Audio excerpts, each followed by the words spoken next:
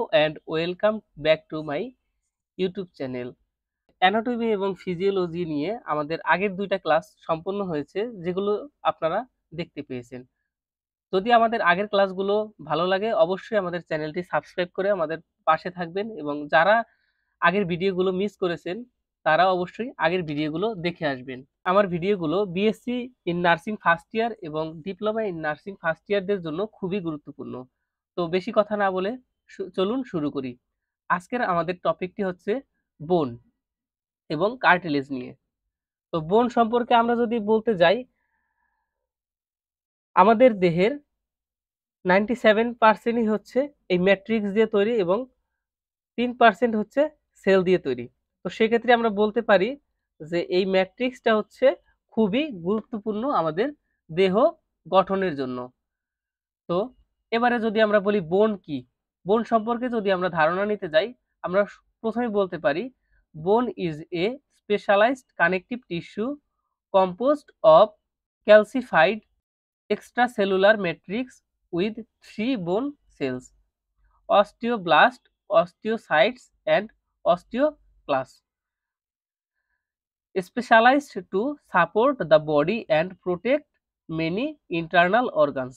বোন হচ্ছে একটা কানেকটিভ টিস্যু যেটা আমাদের কি করে, যেটা আমাদের অস্টিওব্লাস্ট, অস্টিওসাইটস এবং অস্টিওক্লাস্ট নামের 3টা বোন ম্যাট্রিক্স দিয়ে গঠিত, এবং এটির মূল কাজ হচ্ছে সাপোর্ট দ্য বডি, বডিকে সাপোর্ট করা, protect many internal organs, internal অর্গানগুলোকে প্রোটেক্ট করা এবং আমাদের মুভমেন্টে সাহায্য করা। তাহলে যদি বলি বোন বা হাড়, হাড় সম্পর্কে বলতে গেলে আমরা বলতে পারি এক কথায় হাড় হলো দেহের কাঠামোগত মূল অংশ, যা অঙ্গ প্রত্যঙ্গকে সহায়তা করে, অভ্যন্তরীণ অঙ্গগুলোর সুরক্ষা প্রদান এবং শারীরিক চলাচলে সাহায্য করে। এবারে আসি টাইপস অফ বোন। আর বোন সম্পর্কে আমি আগে একটু বলে নেই, বোন সম্পর্কে প্রতি বছর পিএসসি এবং ডিপ্লোমাতে কোশ্চেন থাকে, এসএকিউতে থাকে যে ডিফাইন বোন অ্যান্ড টাইপস অফ বোন। তো বেশিরভাগই মরফোলজিক্যাল ক্লাসিফিকেশনটা আসে, তাই জন্য আমি এখানে মরফোলজিক্যাল ক্লাসিফিকেশনটাই তুলে ধরেছি। আর তোমাদের চিত্র হয়তো বা আঁকতে আসবে না, যেহেতু 5 মার্কের জন্য আসে, সেক্ষেত্রে তোমরা এই মরফোলজিক্যাল ক্লাসিফিকেশনটাকে ফলো করতে পারো উইদাউট ফিগার। মরফোলজিক্যাল ক্লাসিফিকেশনে প্রথম নম্বরে হচ্ছে লং বোন।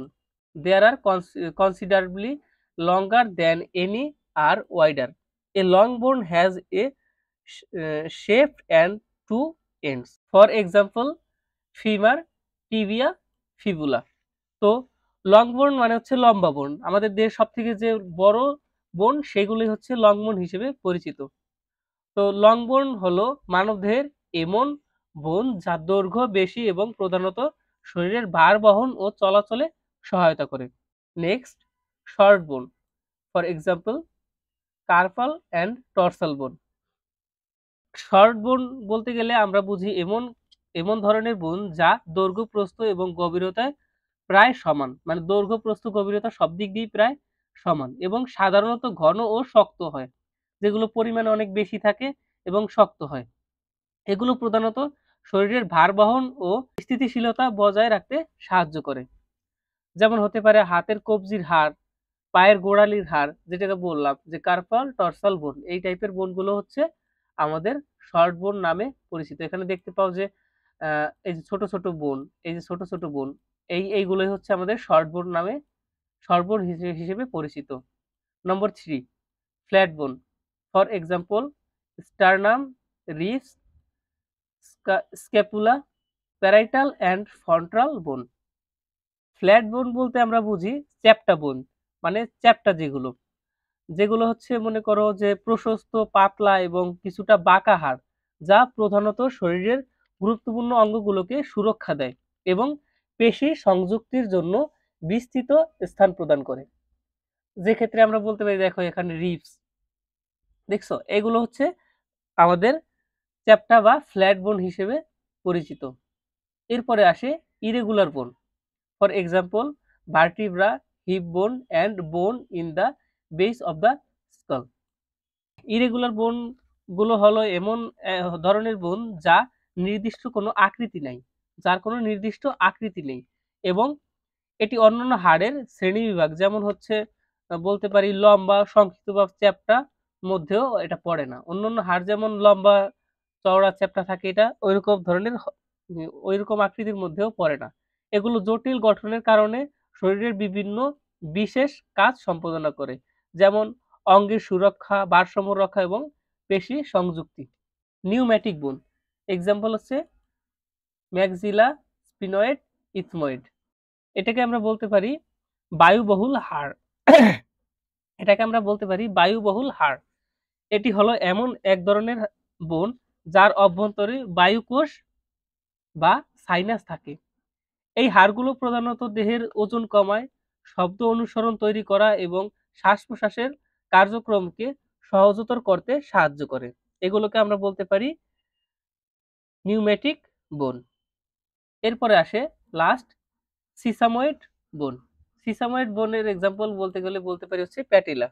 এই সিসাময়েড বোনগুলো হচ্ছে ছোট গোলাকার বা তিলের আকৃতির হাড়, যা পেশির টেন্ডনের মধ্যে অবস্থিত এবং মূলত ঘর্ষণ কমানো ও পেশির কার্যকারিতা বাড়াতে এটি সাহায্য করে। যেমন এখানে দেখো এই কার্পাল বোনটা এই জায়গায় এখানে ঘর্ষণ হয় হাত নাড়াইলে, এটাকে কি করে আমাদের পেশির কার্যকারিতা বাড়াতে আরো সাহায্য করে। এই যে এই জয়েন্টের মধ্যে যে এই যে হাড়গুলো আছে, এগুলোকে আমরা বলতে পারি হচ্ছে সিসাময়েড বোন।